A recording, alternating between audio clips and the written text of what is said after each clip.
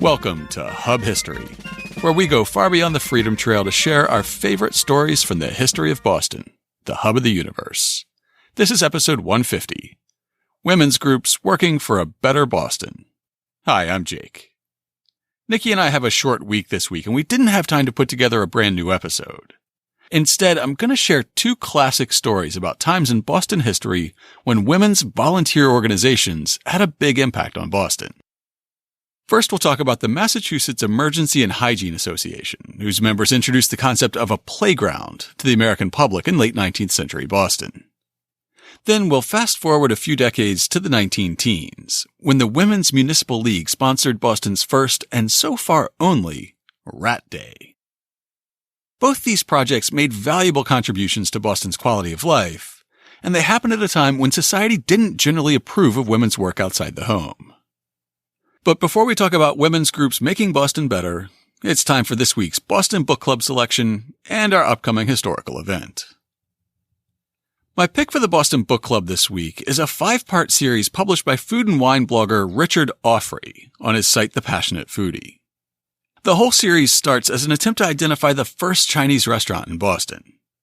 He convincingly debunks the myth, which we repeated in our episode about the Great Chinatown Raid, that the Hong Far Lo restaurant, established in 1879, was the first one.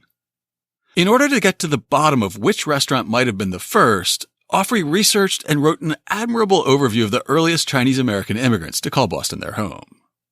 He begins with the story of a teenage clerk for a Hong Kong tea company who was forced to be a cabin boy on a New England merchant ship in 1840, settled in Boston, and eventually became a wealthy tea merchant in his own right. Then he traces several generations of Chinese-American laborers and merchants from the 1840s to the founding of Boston's Chinatown in the 1870s. He talks about the many types of businesses that were established early in Chinatown's history, then finally identifies the first contemporaneous reference to a Chinese restaurant in the Boston Globe in 1887. The story doesn't end there, however. That's just the first of the 5 parts. The Passionate Foodie continues tracing the culinary history of restaurants in Boston's Chinatown for another 65 years. The second article talks about the early 20th century and the rampant anti-Chinese bigotry in Boston and around the country at that time. The third installment covers Prohibition, the Depression, and the Second World War. The fourth part focuses on an entrepreneur named Ruby Fu, and the final installment takes the story right up to the mid-1950s. It's a well-researched series, focusing on a slice of Boston history that's often overlooked, and it was put together by an amateur historian on the trail of culinary history. We'll have a link to all 5 parts in this week's show notes. And for our upcoming event this week, we're featuring Museum Day, an annual celebration sponsored by Smithsonian Magazine. Every year, participating museums agree to provide free tickets for one day to you and a guest if you register for them through the Museum Day website. This year, Museum Day falls on Saturday, September 21st, and there are literally dozens of participating partners in the Boston area. In Boston, you have the USS Constitution Museum, the Gibson House, the MFA, and many more. Nearby, there's the JFK Birthplace in Brookline, the Peabody Museum of Archaeology and Ethnology in Cambridge, the Quincy Homestead in Quincy, and the Eustis Estate in Milton. Further afield, there are museums to choose from in Newton, Watertown, Waltham, Wellesley, and many more. Check out the show notes for a link to the Museum Day page, then enter your zip code and see what pops up near you. Just be sure to choose wisely. You can only get 1 Museum Day pass per email address. Before I get on with the show, I just want to pause for a moment and say how mind-blowing it is to be recording episode 150. When we started the show, it seemed wildly over-optimistic to give the URL of the show notes as hubhistory.com/001. Who was I kidding to think I would ever need 3 digits when the vast majority of podcasts fade out before reaching episode 10? Well, here we are at 150. Next month, we'll celebrate our 3rd anniversary on the air, which is very exciting. Over the past 150 episodes, we've gotten better at researching, writing, and recording, so I think the show's at a different level now than it was when we started out. With the help of our Patreon sponsors, we hope to keep growing and improving the show over the next 150 episodes. If you already sponsor the show, thank you. If you'd like to sponsor the show, just go to patreon.com/hubhistory or visit hubhistory.com and click on Sponsor Us. Thanks again to everybody who helps us make Hub History. Now it's time for this week's main topic. Back in episode 111, we talked about a new revolution in play that was born in Boston in the late 19th century.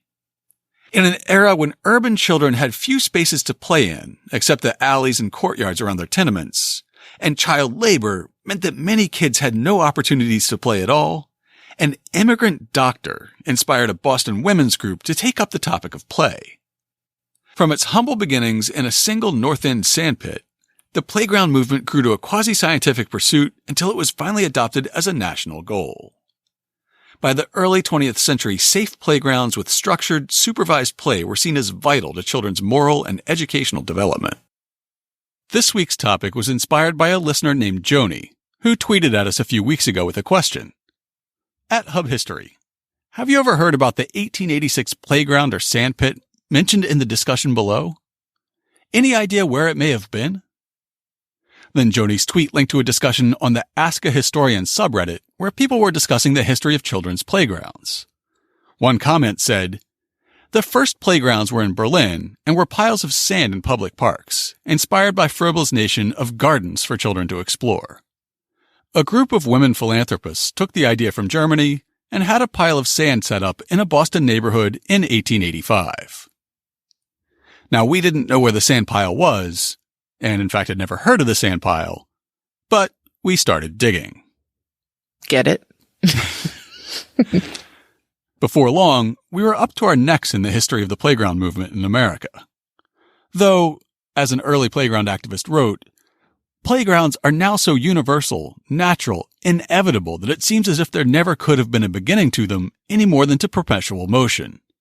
It actually turns out that the origin of the playground movement is right here in Boston. The story of how Boston invented playgrounds has to begin with Dr. Marie Zakrzewska, who was born and raised in Berlin, Germany, of a Polish family. As a little girl, Marie had been whip-smart, with teachers consistently praising her performance in school. However, as a girl with a very traditional father in mid-19th century Europe, she was forced to withdraw from school at age 13. Her mother eventually found herself working as a midwife, and Marie would assist her in cases, taking meticulous notes and reading any medical text she could get her hands on. As she entered her 20s, she pressed forward through multiple rejections until she was finally accepted into a midwife training program at the Royal Charity Hospital of Berlin. She was their youngest student, and she appeared to be brilliant, graduating at the head of her class. At just 22 years old, she was appointed to a professorship and made director of the hospital's midwife training program. However, her male colleagues resented her, and she was forced out after just a few months. Disappointed and hoping to find a place with more opportunities for women, Marie moved to the U.S. in 1853. Spoiler alert, America in 1853 wasn't exactly full of opportunities either. Nevertheless, she persisted, enrolling in medical school at Case Western Reserve University, one of the few physician training programs that would accept women at that time. There, she taught herself English in the evenings while learning medicine during the day, eventually graduating in 1856. Marie would now fondly be known as Dr. Zock. An article published by the Jamaica Plain Historical Society describes how Dr. Zock, after a short stint in New York, ended up putting down roots in Boston. Her contacts in Boston led to an appointment in 1859 as professor of obstetrics at the New England Female Medical College, which had been founded in 1848 as the first medical college for women in the world. Side note, longtime listeners will recognize the New England Female Medical College as the alma mater of Dr. Rebecca Davis Lee Crumpler, America's first Black woman physician. Check out episode 18 for more on her. The article continues.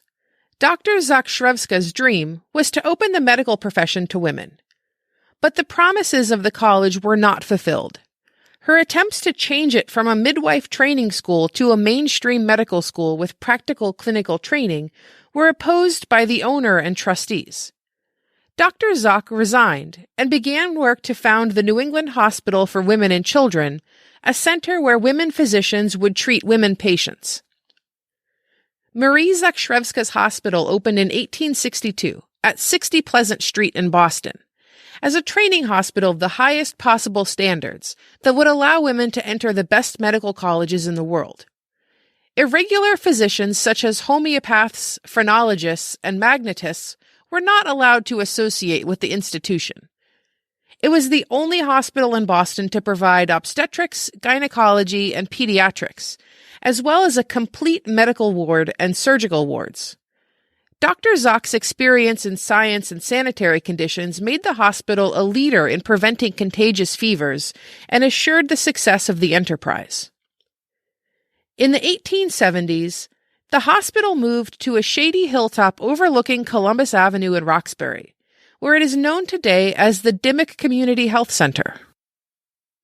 Dr. Zock apparently traveled widely to study medical techniques and public health practices in the major cities of the world. And in a 1922 history of the American play movement, Clarence Rainwater cites one of these trips as the inspiration for an experiment in play. The one provision for play which has been most frequently designated as the origin of the movement is the establishment of sand gardens in Boston.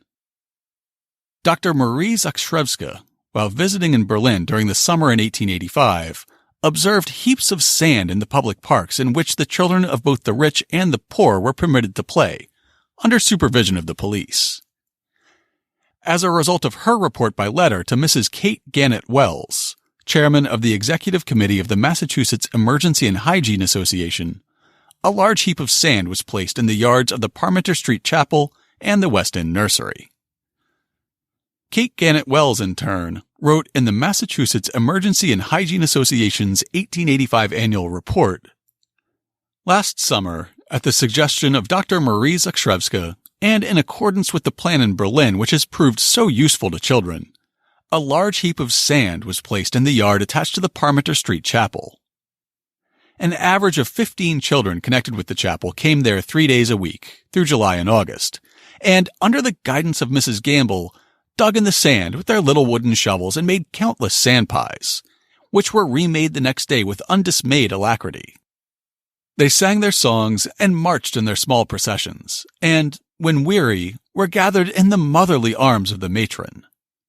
Their plays were almost as much of a delight as a picnic, better in a hygienic point of view, for they had the air, the sun, the sand, the fun, and no cake." The same plan was tried at the West End Nursery, but as the children there were hardly 2 years old, they cared little for it. Your committee hope, however, that the success of the experiment in Parmenter Street may have sufficiently demonstrated the usefulness of the sand garden to secure its adoption elsewhere. Playing in the dirt is the royalty of childhood, but poverty infringes upon the right, especially at the North End. For children who had not inherited that royalty, childhood might hold little time to play, or none at all. Children might be expected to help with the housework or farm work, and when they were a little older, they might be expected to go to work. In his study of the play movement, Clarence Rainwater commented that opportunities for play were actually declining in the mid-19th century, especially for city kids. In the cities, where a consciousness of the social situation first arose, the behavior of children, youths, and adults during their leisure hours and holidays frequently became delinquent conduct, play became crime, while leisure pursuits became commercialized to an extent without precedent. The women of the Massachusetts Emergency and Hygiene Association, which we'll refer to as the MEHA, also believed that city kids were running wild in the streets. They wrote that their experiment sand garden was a favorable alternative for the amusement of the younger children of the poorer classes, who ordinarily play in the streets, where they are exposed to accidents and to unfavorable moral influences. Children had, of course, found ways to play for as long as children had existed. Early in our history, Boston Common was home to children's games, alongside grazing cattle and sheep. However, for most kids, the only spaces available for play were the courtyards of their tenement houses or the streets and alleyways outside.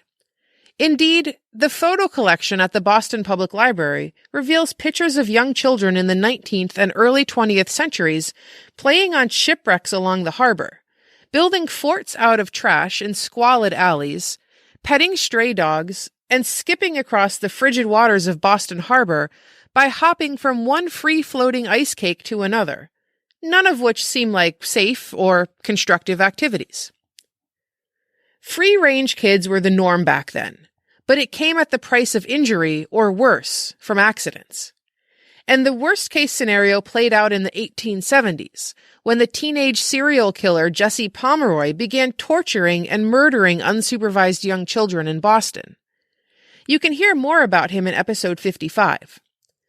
The innovation of the playground was not only providing space for play. In fact, Brookline had appropriated land for children's play by 1872, but also providing structured activities, equipment, and supervision. The 1887 MEHA annual report explains how the structure and supervision of the new playgrounds were an improvement over the free play that children were used to. Though but a poor compensation for fields and flowers, sand gardens are full of enjoyment to the children who, without them, would have neither sand nor earth for dirt pies and miniature forts.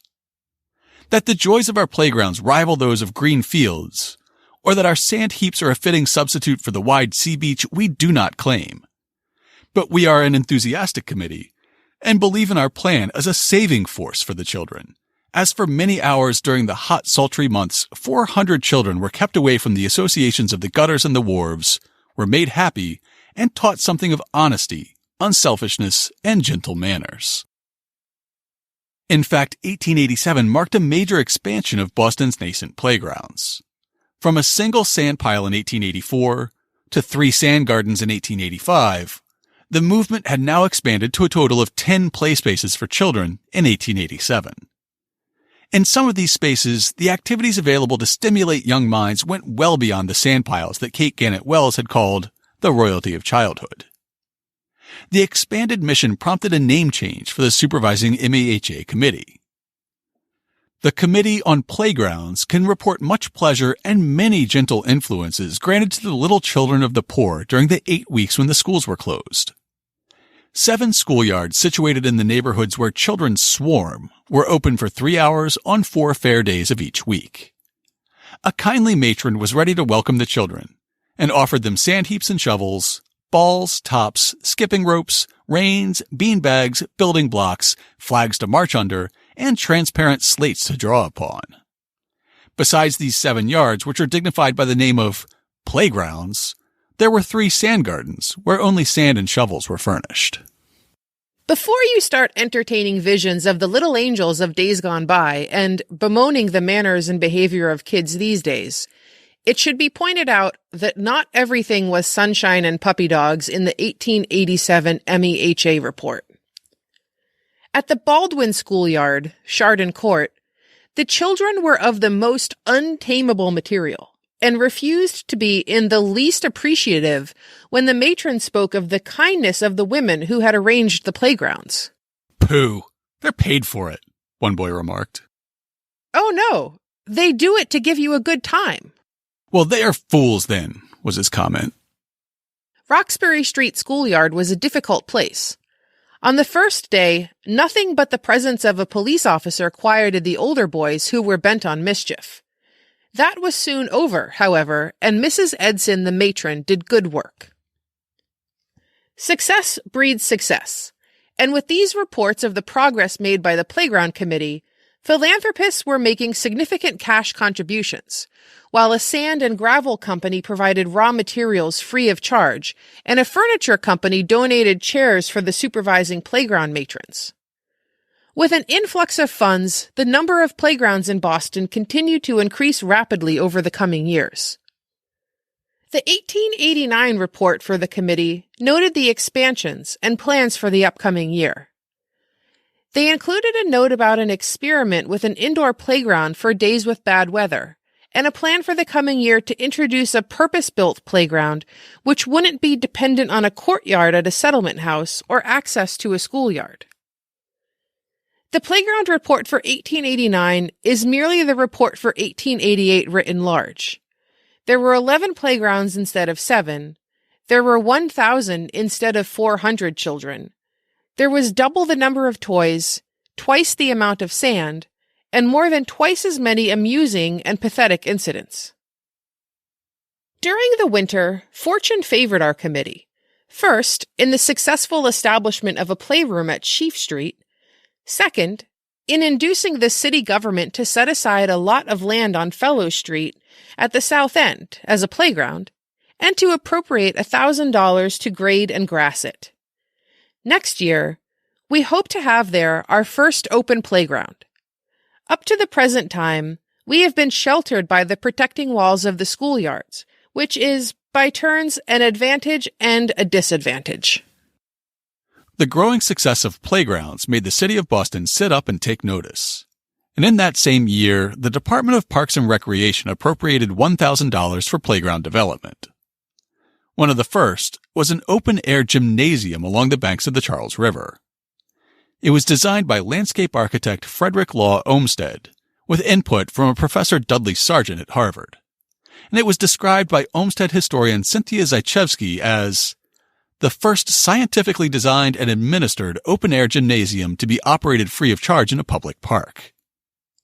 It was built on a stretch of the newly created land along the Charles River between Leverett Street and Cambridge Street, or today, from the old Charles River Dam to Longfellow Bridge. Playground activist Clarence Rainwater described how this playground was fenced, parked, equipped with swings, ladders, seesaws, a 1/5 mile running track, a sand garden, and provided with wading, rowing, and bathing facilities, all free to the public.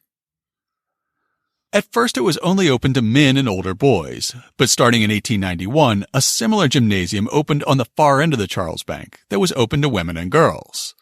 It was the first open-air gymnasium for girls in the world.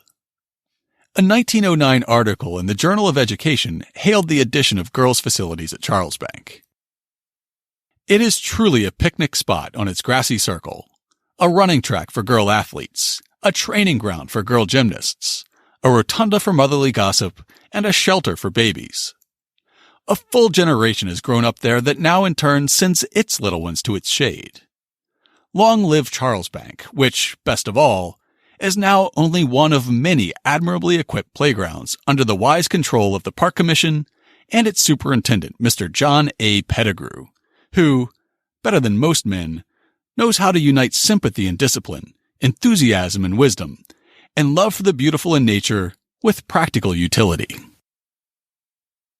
In 1890, 30 acres were set aside as a playstead at Franklin Park. And then in 1894, Franklin Field was opened for rowdy games and active play among older children that wasn't seen as appropriate for the more reflective attitude of Franklin Park. These large and generous playgrounds were a start, but they weren't accessible by all children in all parts of the city. A new mayor would set out to change that in 1898. Josiah Quincy was elected mayor of Boston in 1896. He was the 6th prominent Bostonian to carry the name Josiah Quincy, and the 3rd Josiah Quincy to take office as the mayor. The centerpiece of his administration was massive spending on public works projects. A 1903 article in the New England Magazine by Joseph Lee, now considered one of the founders of the American playground movement, lays out how Mayor Quincy set out to create playgrounds for all children. But a few big fields are not enough. When Josiah Quincy was mayor, he saw that the great omission in our playground system was still the playground itself, and he set to work in a characteristically radical way to remove this deficiency. Through his efforts, a bill was passed by the legislature in 1898, providing that a sum not greater than $500,000 could be spent by the park commissioners, at the rate of not over $200,000 a year, in creating a system of playgrounds for the city. This money has been honestly, skillfully, and judiciously expended, and now, In addition to our big suburban fields and the playground portion of our 17th century common, we have some 22 local playgrounds in different parts of the city, 170 acres in all. With this legislation, the Commonwealth would join the Playground Committee and the Boston Parks Department in funding and operating playgrounds. They were joined in 1899 by the Boston Public Schools, who allocated $3,000 for year-round playgrounds. With 3 governmental agencies involved in playgrounds, it was time for the Playground Committee to reevaluate their role. Reflecting on these changes a decade later, playground pioneer Kate Gannett Wells wrote in the Journal of Education, "The so-called psychological moment had arrived for Miss Tower and her committee, either to form a large playground association or to put their work under the sole direction and support of the school committee. It had become rather difficult for the volunteers in the committee to arrange details of management. How much should each contribute? When a yard was just right for playground purposes, repairs on its schoolhouse often prevented its use. Plans could neither be made long ahead nor permanent, as the committee was a constantly changing body.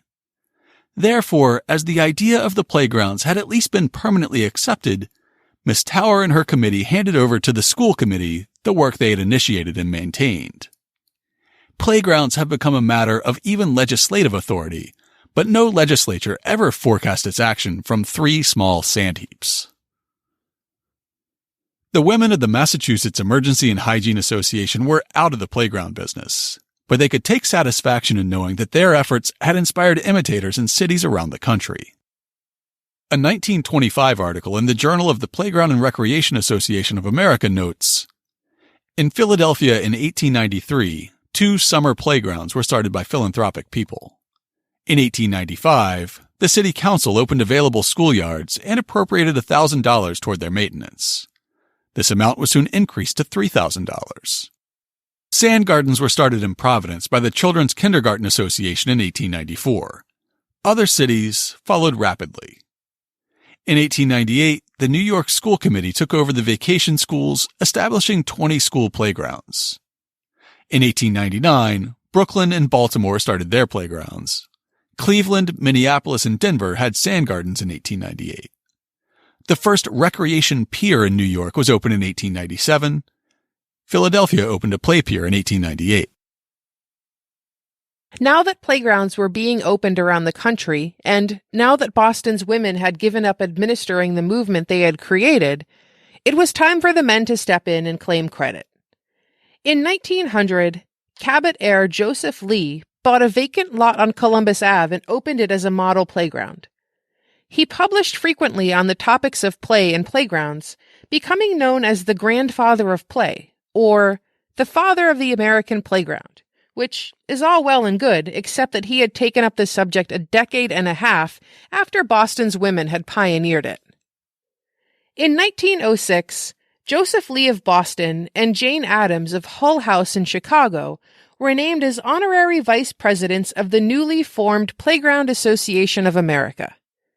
At a meeting held on April 12th at a YMCA in Washington, D.C., directors of agencies that ran playgrounds in 18 different cities and towns formed this new organization to promote the playground movement across the nation. One of their core principles was that, inasmuch as play under proper conditions is essential to the health and the physical, social, and moral well-being of the child, playgrounds are a necessity for all children as much as schools. Playgrounds during this era offered far more activities than just digging in the sand or climbing on a jungle gym. With the concept of structured, supervised play came team sports, pageants, parades, dressmaking and drawing classes, and all types of physical training. For somebody like Clarence Rainwater, play was a comprehensive term. He said, "It comprises more than a description of sand gardens or playgrounds for children, since the term play is used to embrace most of the activities occurring in social and community centers, in community music, drama and pageantry, and in community service and organization." The focus on drama and pageantry is evident in A Pageant of the Perfect City, produced in Boston by Playground Movement veterans in 1909. It was meant to showcase the ideals of a perfect modern metropolis and to position Boston as the perfect illustration of these ideals.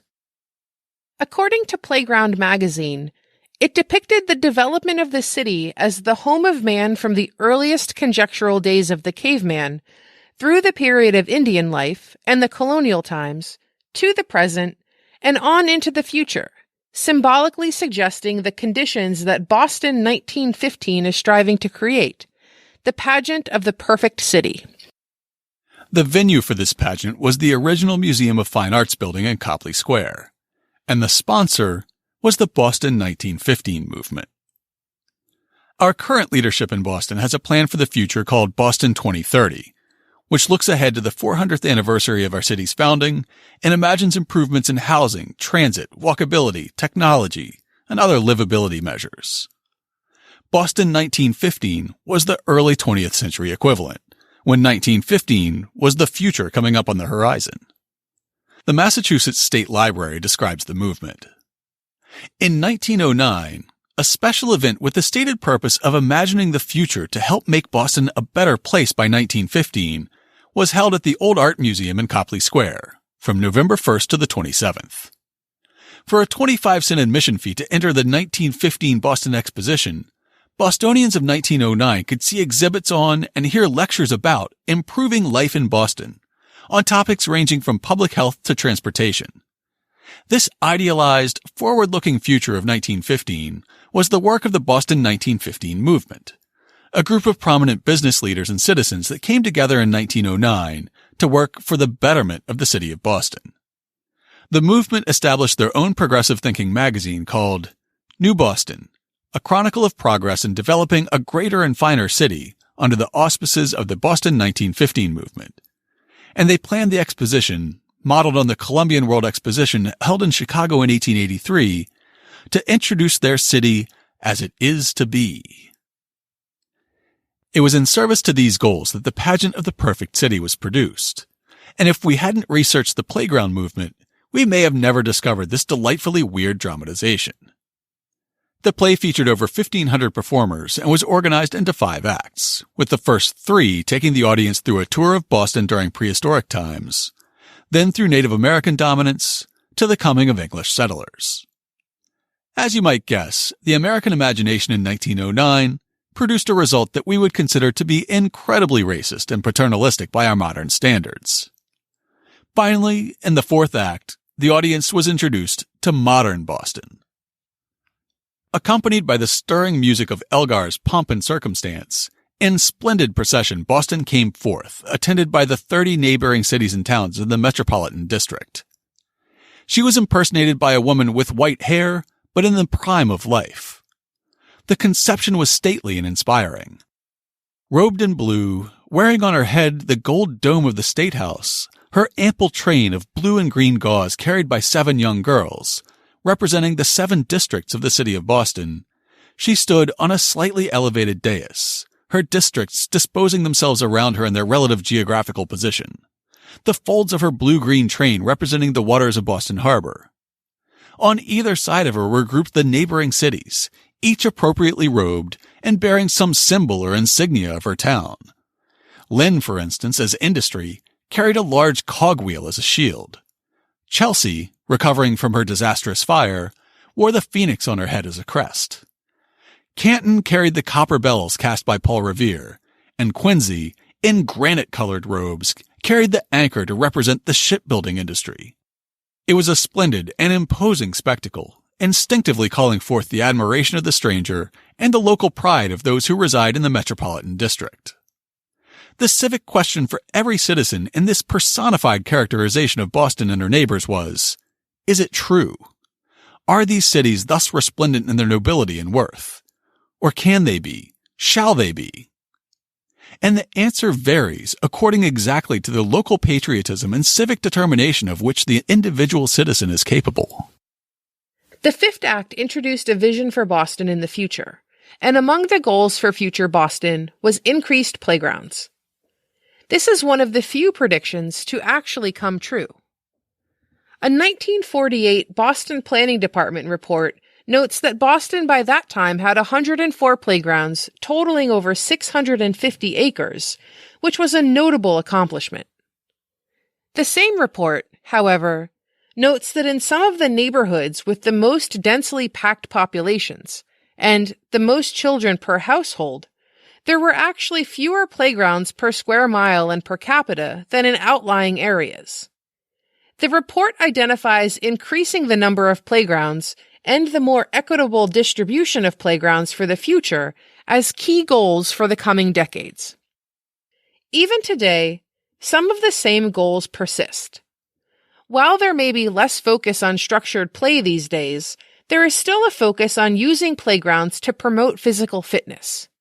In our own neighborhood, the Parks Department rebuilt our local playground about 3 years ago, adding a spray deck, improving the play structures and basketball and tennis courts, and building in fitness equipment like ellipticals and pull-up bars. Much as increasing the number of playgrounds was a goal for the Boston 1915 movement, increasing open space is a goal for the Imagine Boston 2030 project, proving that when it comes to parks and playgrounds, the more things change, the more they stay the same. A few years after the playground movement got started in Boston, a civic organization called the Women's Municipal League decided to tackle Boston's perennial rat problem. The Women's Municipal League was made up of mostly middle and upper-class women at a time when most women didn't work outside the home. In 1915, they declared war on rats. Over the next few years, the group published literature on eradicating rats, carried out an extensive education campaign, and in 1917 hosted a citywide Rat Day with cash prizes for the citizens who killed the most rats. With the city's ongoing rat problem back in the news this summer, this story from episode 72 remains a surprisingly relevant topic. On February 13th, 1917, a man who newspapers would identify as Mr. B. Rimkus walked into a city-owned yard in Brighton and presented an official from the Boston Sanitation Department with a sack containing 282 dead rats. In return, he got a bounty of $150, which would be the equivalent of about $3,200 in today's money. Mr. B. Rimkus was the champion rat killer of Boston. But before we talk about Mr. B. Rimkus, let's start at the beginning. Way back at the very beginning. The black rat likely evolved in Southeast Asia between 1 and 2 million years ago, then colonized South and Central Asia. When ancient Rome began trading with India for spices, Rattus rattus, the black rat, hopped on a ride on one of their caravans and made its way to Europe. Rats of all kinds are opportunistic omnivores, eating almost anything that can feed a person, pig, cow, or goat. They quickly flourished in the Roman world, with booming populations stuffing themselves on the waste of Roman farms and cities. The black rat arrived in the British Isles by the 1st century CE and flourished there for the next millennia and a half. Eventually, however, a new competitor appeared on the field. The brown rat, or Rattus novegicus, was first reported in Europe in the mid-1500s. A Boston Magazine article published last month includes a description of the rise of Rattus norvegicus. The brown rat's origin story begins somewhere near Mongolia about 2 million years ago, long before the dawn of human history. Once Homo sapiens entered the picture, wherever people went, rats followed, eating their debris and garbage along the way. They trailed nomadic shepherds on the grain road through Central Asia and followed the merchants of the Silk Road west toward Europe. They even hitched a ride to the New World as stowaways on ships carrying early European immigrants. The black rat had a head start, but the brown rat had soon supplanted it in Great Britain. Brown rats were better evolved for the cold, and they were larger and more aggressive than black rats. In addition, the changing nature of human settlements in England favored the brown rat. Black rats evolved as arboreal, tree-dwelling creatures. This served them well when European dwellings were primarily made of wood with thatched roofs. As more buildings switched over to brick and masonry with tiled roofs, the advantage switched to brown rats. They had evolved as burrowers and naturally chose damp soils along riverbanks to make their dens. This behavior transferred easily to damp privies, sewers, and basements, and the brown rat was soon the king vermin of the British Isles. The same transition happened in the New World in general, and in Boston in particular. The black rat arrived on our shores with the first European settlers. Any ship from Europe carrying livestock, food stores, or even just the rations to feed the sailors aboard probably had Rattus rattus hiding somewhere below decks. After all, black rats are sometimes also called ship rats. Just over a century later, Rattus norvegicus followed them. Boston Magazine notes, the first reports of brown rats in the American colonies date to 1775, and the animals quickly became regular residents in the filthy, crowded industrial centers such as Baltimore, Philadelphia, New York, and Boston. They weren't the first rat species on the scene. Rattus rattus, the smaller black rat, historically loathed as a transmitter of bubonic plague, had arrived more than a century earlier. But the larger and more aggressive brown rat, better suited for cold winters, easily bullied the black rat out of town and before long claimed the Northeast as its own. Beneath Boston today is a veritable graveyard of colonial-era rats, says city archaeologist Joe Bagley, who's found evidence of rat tunnels on Paul Revere's property and once even unearthed the skeleton of a rat in the North End that died next to a 19th century Catholic miraculous medal. Nothing, however, can compare with the grisly discovery Bagley's team made in a garden at the Old North Church in August 2016. They were digging 6 feet below ground near a cistern when the first rat skull surfaced, followed in quick succession by a second, a third, and a fourth. We couldn't quite figure out what was going on, says Liz Quinlan, a zooarchaeologist who was on site that day. We were essentially pulling out buckets of rats. By the end of the project, they had removed 747 rat bones, which is insane, she assures us. While Quinlan suspects that the rats drowned in the latter half of the 19th century, she can't yet say if they all perished at the same time. The archaeological evidence shows how firmly established the brown rat was in Boston by the end of the 19th century. The beginning of the 20th century saw the rise of a new force, one that seems like a surprising opponent for the scourge of the rat. The website Mass Moments describes this unlikely team of heroes.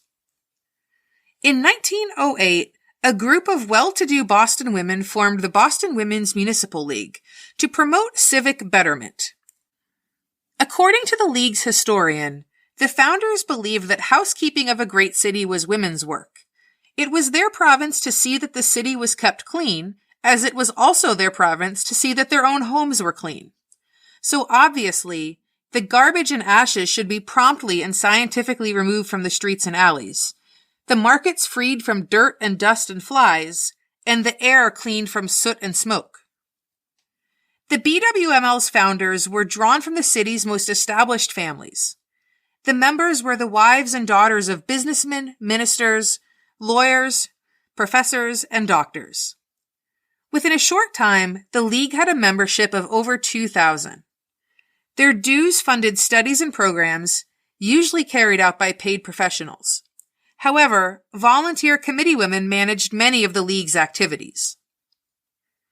Women may not have been able to vote at the time, but the prominent women of the Municipal League were influential in public affairs in the city nonetheless, as expressed in their 1917 mission statement. The object of the League is to educate and organize among the women of Boston and the surrounding communities an intelligent, representative public opinion which will exert its influence in the public service. With this mission of public service led by women, the Women's Municipal League soon landed on the eradication of rats as a worthy project for their efforts. They researched the topic of rat extermination and abatement so heavily that they soon became some of the nation's foremost experts. They were called upon to evaluate and endorse various extermination methods, and they spread the slogan, "If we have to go to New York for our hats, New York comes to Boston to ask about rats." A card that members of the Women's Municipal League circulated that tried to quantify the dangers posed by rats said, "There are about 750,000 rats in Boston. It costs at least 1/2 cent per day, or $1.82 per year, to keep each rat. Boston is paying some $1,355,000 a year for rats. Can we afford such an amount to support vermin that bring us trichinosis, bubonic plague, and possibly infantile paralysis? Help us to rout the rat. They published literature about rats and rat abatement and sent it to every library in the country, to municipalities in Canada and Europe, and in response to inquiries from Australia, Brazil, India, and Russia. Mayor James Michael Curley and the city's official rat catcher, Edward J. Kennedy, not Senator Ted Kennedy, endorsed their efforts. There have been outbreaks of bubonic plague in Cuba and in Puerto Rico, then in San Francisco in 1910, and in New Orleans in 1914. Fear of the plague drove the Women's Municipal League to take up the issue of rat abatement. While the now mostly extinct Rattus rattus had been a better host for plague-carrying fleas, Rattus norvegicus still posed a plague threat. Building on earlier public health efforts to eradicate disease-carrying flies, the BWML formed subcommittees to educate the public about the threats posed by rats and means of controlling their population. In 1915, the Women's Municipal League sponsored a 10-day-long rat cleanup, in which they hired unemployed men as temporary exterminators and opened a temporary rat information office on Boylston Street in the Back Bay. The Boston Evening Transcript reported, "Nearly 900 visitors have passed in and out, and it has been an important factor in this campaign, which is an economic measure as well as one bearing upon the health of the community." By 1916, the Women's Municipal League was making rat abatement one of the primary goals of their organization, saying, "This committee, thinking the time had arrived for active measures against the horde of rats which infest the city, inaugurated a campaign for their extermination under the management of Mrs. Albert T. Leatherby. Believing that an earnest effort to reduce a pest which not only endangers the health of the community, but which threatens its economic welfare and commercial interests as well, would find financial support and active cooperation among the businessmen of the city, it was planned to form cooperative rat clubs throughout the various districts of Boston. These clubs were to be used as centers for the dissemination of knowledge regarding the habits of rats, their danger to health and life, and their powers of destruction. Meetings were to be held at which practical rat catchers would give instructions as to the proper methods for trapping, hunting, and poisoning rats, and experts would discuss the means by which property could be protected against them. Building on these successes, the BWML decided to hold a huge rat day in February of 1917. They would offer large cash prizes to the man, woman, or child who could bring in the most dead rats. They had heard about a recent effort in London that brought in so many thousands of dead rats that their tiny gray pelts were used in new fashion accessories in London department stores. They hoped to make a similar dent in the rat population in Boston, while at the same time educating the public about the dangers of rats and promoting their other rat-fighting efforts. An article from the Royal College of Surgeons describes the major promotional push the BWML put together. With support from the Boston Health Department, local newspapers, trade journals, and religious magazines, the campaign aimed to reach the widest number of people possible. Flyers were distributed in a variety of languages, and 1,000 copies of the striking two-colored poster were displayed throughout the city, including the platforms of Boston elevated railway stations. Window displays were created in pharmacies, hardware, and grocer shops, with 1,000 cards distributed by Boy Scouts. Even the United Cigar Stores Company placed one in each of their stores. The committee commissioned the National Motion Pictures Company to produce an educational film titled The Rat Menace. It was favorably received at a private viewing attended by doctors, federal quarantine officers, and city department members. Later, a series of educational slides were shown in local cinemas over 5 weeks, drip-feeding information to the public. Flyers went up around the city in English, Italian, Polish, and Hebrew. Signs in the windows of grocers, hardware stores, and druggists screamed, Kill your rats. There are 2 million or more rats in Boston, causing annual damages of $70 million and jeopardizing the lives, property, and prosperity of our city. The event was so widely publicized that the National Association of Retail Druggists Journal carried a brief news article when Rat Day had to be postponed by a day.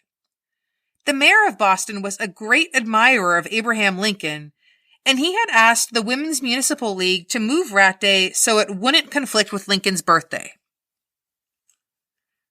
Boston's official Rat Day, a movement in which druggists are considerably interested, has been set forward from February 12th to February 13th. If the campaign arouses as widespread interest as is now indicated, druggists throughout this section ought to find a heavy demand for rat poison. We mentioned the bounty that the Women's Municipal League was planning to pay to Boston's top rat killer. However, that wasn't the only thing happening on Rat Day in 1917. The memo that the chairwoman of the Women's Municipal League rat campaign sent to Mayor James Michael Curley reveals the many activities they had planned and the logistics that went into Rat Day. We therefore request of His Honor the Mayor the following assistance: that he shall proclaim a rat exterminating period and announce a day between the specified hours of which dead rats shall be brought to certain appointed stations. We would request that 10 such be named, one each for the districts of East Boston, Charlestown, North End, West End, Back Bay, South End, Roxbury, Dorchester, South Boston, and Brighton. Such a proclamation would be in line with that annually made by the Governor of Indiana in compliance with the state statutes. That he shall order the sanitary department to provide proper receptacles for these carcasses and dispose of the same, and that 1 man shall be provided at each station to receive and care for said carcasses. That he shall allow the circulation of our anti-rat circulars throughout city departments and encourage the heads of such departments to see that they are given to employees. That he shall allow the placing of posters about city property, such as the yards of the various public works departments, municipal buildings, etc. That he shall allow the free use of municipal buildings for anti-rat meetings. Recommend to the school committee that it allow the League's anti-rat circulars to be circulated among the pupils of the public schools to take home to their families, as was so successfully done with such excellent results in San Francisco. That he shall recommend to the City Council the passage of anti-rat ordinances, similar to those in force in New Orleans and other cities which have taken such action, but adaptable to the peculiar local conditions here. Having at the beginning of our campaign received the commendation and interest of His Honor, we feel that he will give the above suggestions his distinguished consideration. This document signed B. Leatherby, Mrs. Arthur T. Leatherby, Manager, Rat Campaign. One note about that. All the women we could find attached to documents regarding Rat Day are identified by their husbands' names. It was the custom of the time, and we just aren't good enough researchers to uncover their real names. That initial B is as close as we came to finding one of these distinguished women's actual names. With the exception of asking to move Rat Day away from Lincoln's birthday, Mayor Curley seems to have given the League everything they wanted. While there was an information campaign and an attempt to pass new legislation, the media mostly focused on the rat killing contest. There were chances to win $50 in each of the 10 districts, and an additional $100 bonus for the overall rat-killing champion.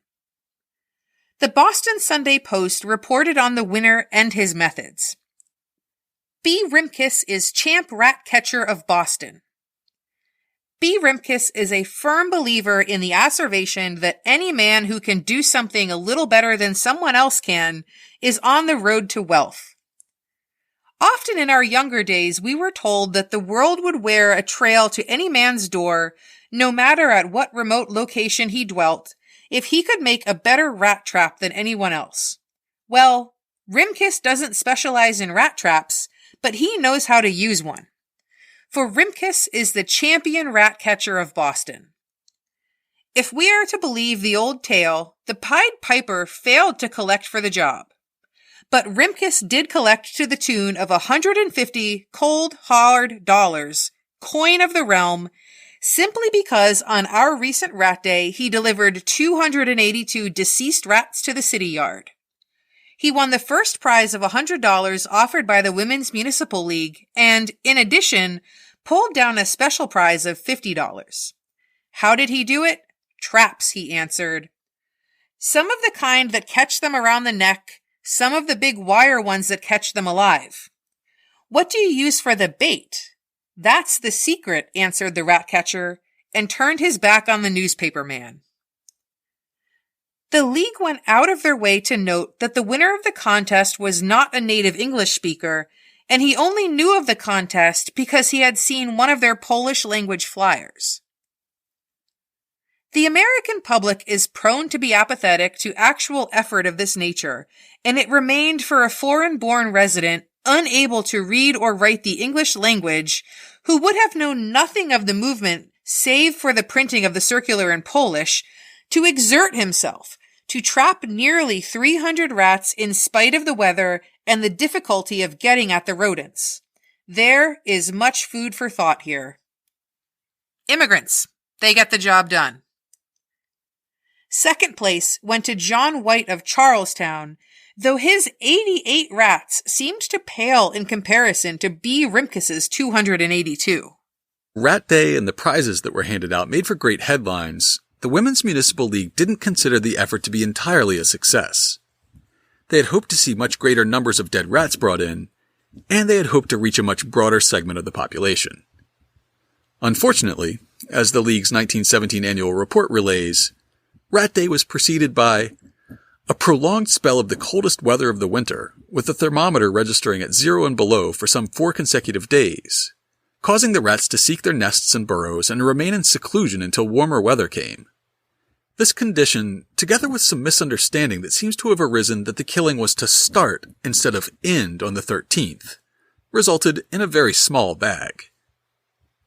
The report puts the best face on a project that saw only limited success. As the campaign progressed, it was realized that despite the efforts of the federal and municipal health authorities, the people were not sufficiently impressed with the danger to give the support necessary to carry out these extensive yet practical plans. And owing to the impossibility of securing sufficient funds to execute them, they were reluctantly abandoned. Rather than give up the work entirely, however, it was decided to do as much as possible with the funds available, and it was believed that while the actual extermination would be slight, the campaign could be made one of education, which might later stimulate an interest in anti-rat measures. Was their campaign a success? In the end, the evidence speaks for itself. There was never another Rat Day in Boston.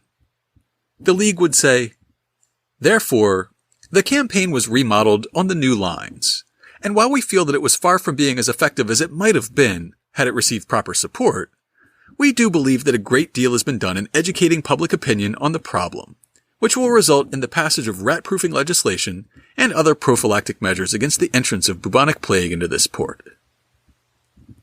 The Royal College of Surgeons judges the League less harshly than they judge themselves. Despite the low number of rats collected, the committee's publicity work had led to additional exposure and advertising by businesses involved in rat control, so the campaign's success was actually much wider. The work was taken over by the Boston Board of Health, and indeed continues to this day. How successful have these efforts been? Is Boston now a rat-free utopia? Well, that Boston Magazine article from last month describes the scene in Boston today. On any given night, thousands of rats are running wild through Greater Boston, gnawing their way into historical brownstones, defecating in popular eateries, and having ungodly amounts of sex in our public parks. Today, the only places in the world that can claim to be rat-free are Antarctica, a few isolated islands, and the Canadian province of Alberta. Last year, Governing Magazine announced that data from the Census Bureau's American Housing Survey indicates that Boston has supplanted New York as America's second rattiest city.